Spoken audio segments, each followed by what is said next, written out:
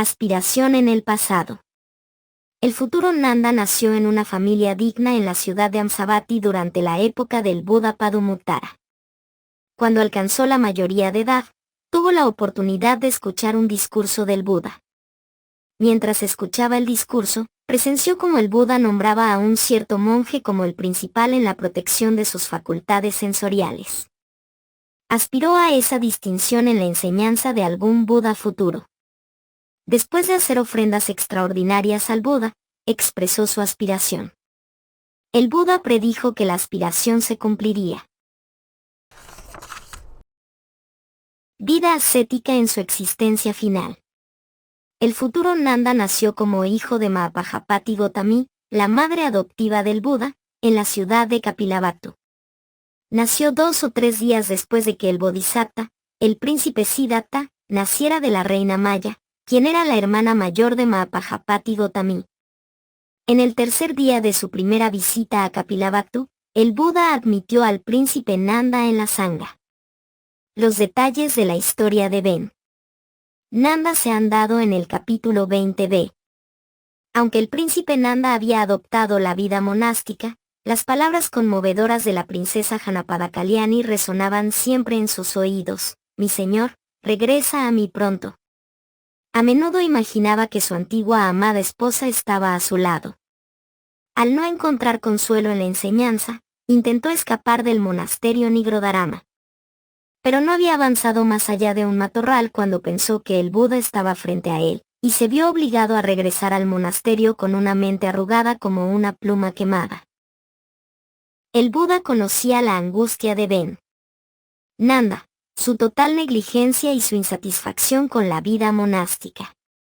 Para darle un alivio inmediato a su aburrimiento y desesperación, el Buda le dijo: «Ven, Nanda, visitemos el mundo celestial». Venerable Señor, el mundo celestial es accesible solo para seres poderosos. ¿Cómo podría yo visitar allí?, preguntó Ben Nanda. Nanda, solo desea ir allí y llegarás y verás los reinos celestiales.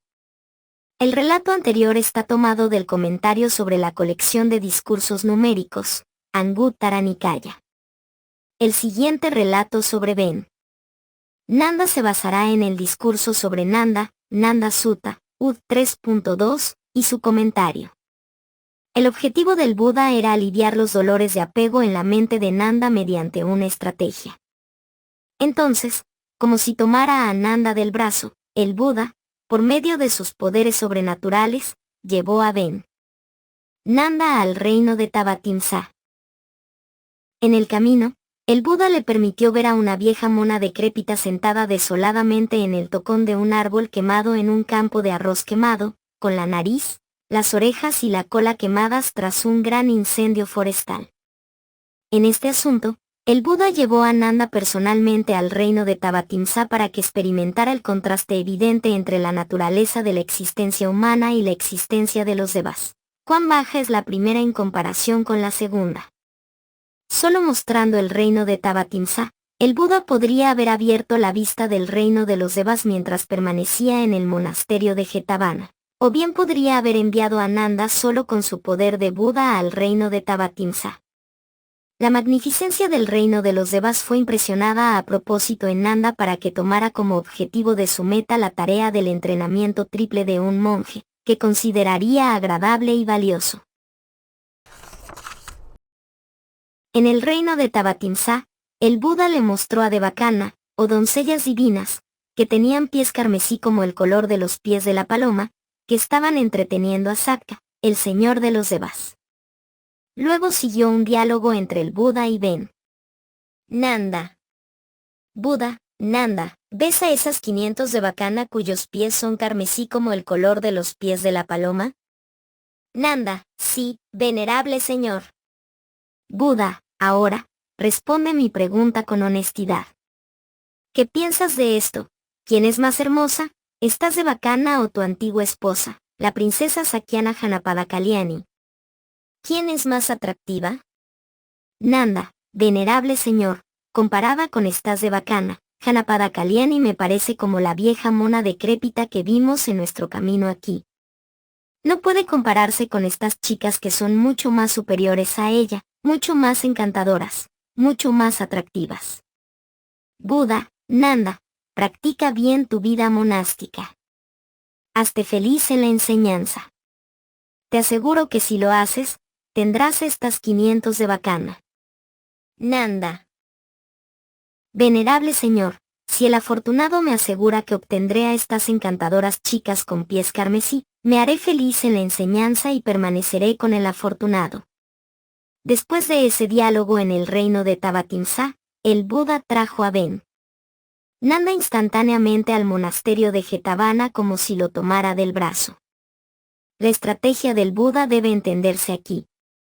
Como un buen médico administraría un purgante para eliminar los desechos tóxicos dentro de su paciente, antes de administrar una medicina más suave, para expulsar el material dañino restante que causa la enfermedad, así también el apego sensual de Ben Nanda por su exesposa debía ser purgado primero por medio de su deseo por las de bacana.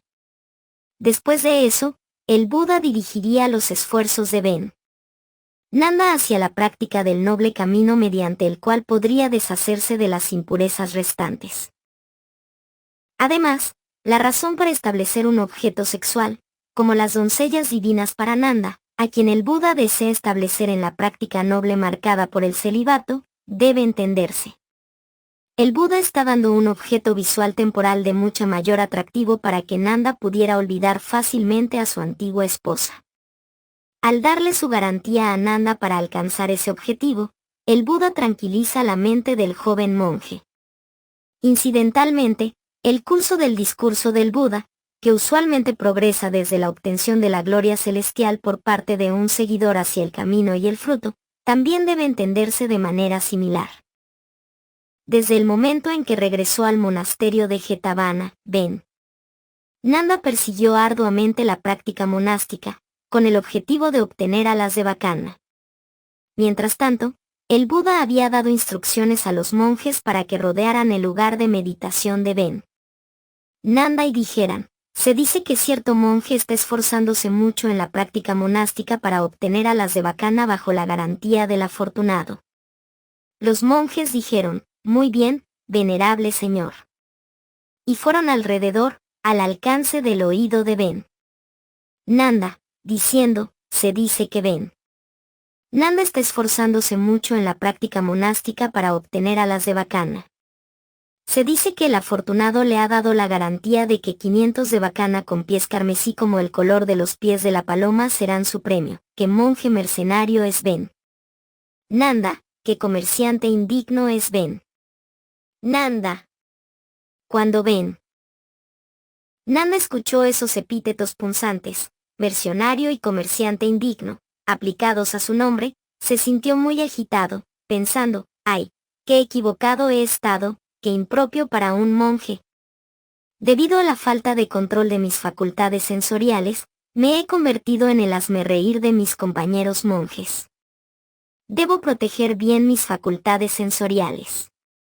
Desde ese momento, Ben Nanda se entrenó para ser consciente con clara comprensión en todo lo que miraba, ya fuera hacia el este o el oeste, el sur o el norte, hacia arriba o hacia abajo, a través o en cualquier punto intermedio de la brújula, para no permitir que surgiera ningún pensamiento de codicia, odio o cualquier otro pensamiento perjudicial debido a lo que veía. Al restringirse con respecto a sus facultades sensoriales de manera extremadamente rigurosa, su búsqueda de la práctica monástica culminó en el despertar poco después. Luego, alrededor de la medianoche, un Brahma fue al Buda y le dio la buena noticia de que Ben Nanda se había convertido en un arahat. El Buda dirigió su mente hacia Ben Nanda y confirmó que lo que el Brahma había dicho era cierto. La liberación del Buda de la obligación. El pensamiento de que estaba practicando el noble camino con el objetivo de obtener doncellas divinas, traído a su rudo despertar por sus compañeros monjes, hizo que Ben Nanda se arrepintiera y el sentido de urgencia espiritual corrigió su actitud y lo hizo aún más ardiente en la práctica correcta que culminó en el despertar. Luego recordó cómo había hecho al Buda garante para obtenerle las de bacana. Pensó que era necesario liberarlo de ese compromiso. Así que a la mañana siguiente fue al Buda, hizo una reverencia y, sentado en un lugar adecuado, dijo: «Venerable señor, el afortunado se comprometió a asegurarse de que obtuviera las 500 de bacana con pies carmesí como el color de los pies de la paloma. Venerable señor, no quiero que el afortunado esté más obligado por esa cuenta». El Buda dijo: «Nanda, sé, en mi propia mente, al leer tu mente, que ahora estás establecido en el fruto de Arahat Tapala. Además, un Brahma también me trajo esta noticia. Nanda, desde el momento de tu liberación de los contaminantes, Asava, desde tu logro del despertar, he sido liberado de ese vínculo. Esto es algo natural. No necesitas liberarme de ello». El Buda vio la naturaleza inquebrantable de un Arahat, frente a las vicisitudes de la vida hechas posibles a través de la extinción de los contaminantes, y sintiéndose muy complacido con el estado actual de Ben. Nanda, pronunció este verso gozoso, Ud 3.2. El Arahat ha cruzado el lodazal del renacimiento por medio del noble camino que sirve como puente. Ha destruido completamente con el noble camino como arma los dardos de sensualidad que atormentan a los devashumanos por igual. Ha alcanzado, al progresar a través de las 4 etapas del conocimiento del camino, el fin de la ilusión, y ha alcanzado el nirvana.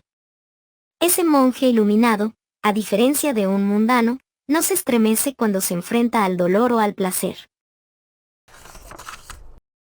Título principal alcanzado.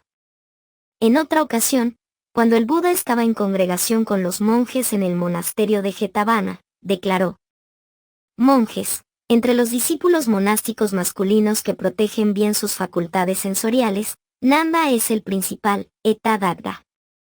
Otros discípulos monásticos también protegían bien sus facultades sensoriales. Ben.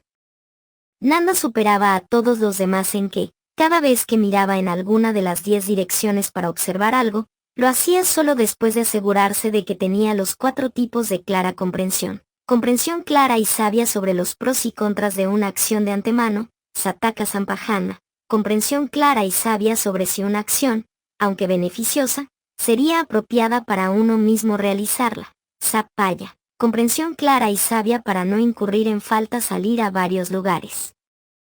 Gokara. Comprensión clara y sabia para evitar cualquier acción influenciada por la ilusión, Asamoah. Aplicó la rigurosa autodisciplina porque se sentía arrepentido por su falta de tal control, que estaba en la raíz de su infelicidad en la vida monástica. Además, tenía un sentido innato de vergüenza por hacer el mal y temor por hacer el mal. Y sobre todo, también estaba su aspiración pasada de alcanzar esta distinción, que expresó ante el Buda Padumuttara hace 100.000 eones, que ahora se cumplió.